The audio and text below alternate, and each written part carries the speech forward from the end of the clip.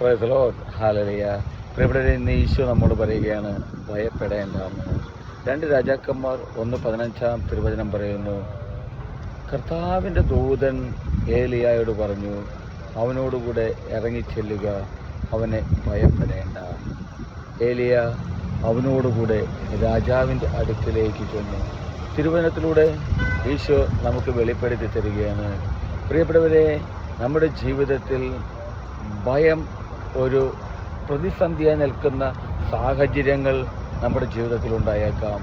പക്ഷെ തിരുവചനത്തിലൂടെ ഈശോ നമുക്ക് വ്യക്തമായിട്ട് വെളിപ്പെടുത്തി തരികയാണ്, ഭയപ്പെടേണ്ട എന്ന്.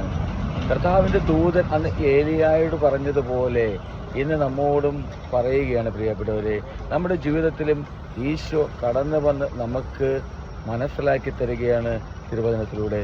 പ്രിയപ്പെട്ടവരെ, ഞാനും നിങ്ങളും ഈശോയിൽ ആശ്രയിക്കുമ്പോൾ ഭയപ്പെടേണ്ട ആവശ്യമില്ല.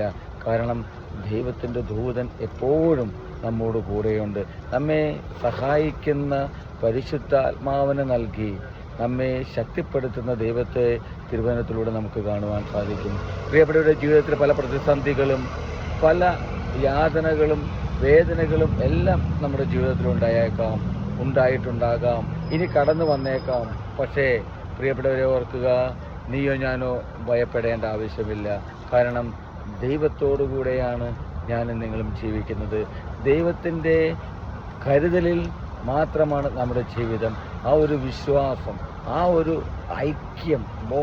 ഐക്യബോധം നമ്മൾക്കുണ്ടാകണം. പ്രിയപ്പെട്ടവരെ, ദൈവത്തിൽ ആശ്രയിക്കുമ്പോൾ ഒന്നിനെക്കുറിച്ചും ഭയപ്പെടേണ്ട ആവശ്യമില്ലെന്ന് പ്രിയപ്പെട്ടവരെ ഏലിയ ഇറങ്ങിച്ചെന്നതുപോലെ ആ പല വ്യക്തികളുടെ മുമ്പിലേക്കും നമുക്ക് ഇറങ്ങിച്ചെല്ലേണ്ട അവസ്ഥകളുണ്ടാകാം.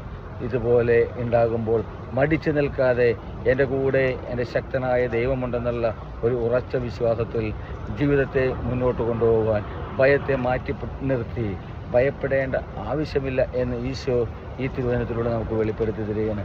അപ്പോൾ ഓർക്കുക, നിൻ്റെ കൂടെ നിൻ്റെ ദൈവമുണ്ട്. നീ നിൻ്റെ ജീവിതത്തിൽ ഭയപ്പെടേണ്ട ആവശ്യമില്ല. ഹല്ലേലൂയ. ആമേൻ.